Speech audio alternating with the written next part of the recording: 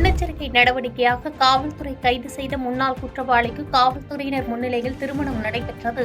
சென்னை காசிமேடு வடசென்னை பகுதியில் இரு கோஷ்டிகளுக்குள் மோதல் நடைபெற உள்ளதாக புகார் எழுந்தது. இதைத் தொடர்ந்து முன்னெச்சரிக்கை நடவடிக்கையாக போலீசார் சிலரை கைது செய்யும் நடவடிக்கையை மேற்கொண்டனர். இதில் கைதான சுபாஷ் என்ற முன்னாள் குற்றவாளிக்கு நாளை திருமணம் நடைபெற உள்ளதாக கூறப்படும் நிலையில் அவரை திருமணம் செய்து கொள்ள உள்ள சுபாஷின் காதலி கவிதா உறவினர்களுடன் புது வண்ணாரப்பேட்டை துணை ஆணையர் அலுவலகத்தில் முற்றுகையிட்டார்.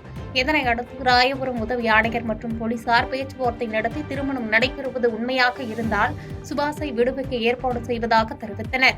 இதனைத் தொடர்ந்து உறவினர்கள் மற்றும் கவிதா காவல் நிலையத்திலிருந்து கலைந்து சென்றனர். இந்த நிலையில் இன்று பாலசுப்ரமணியம் திருக்கோயிலில் காவல்துறையினர் முன்னிலையில் முன்னாள் குற்றவாளியான சுபாஷுக்கு அவரது காதலி கவிதாவுடன் திருமணம் நடைபெற்று முடிந்தது. பாதகம் செய்பவரை கண்டால் நாம் பயங்கொள்ளலாகாது பாப்பா.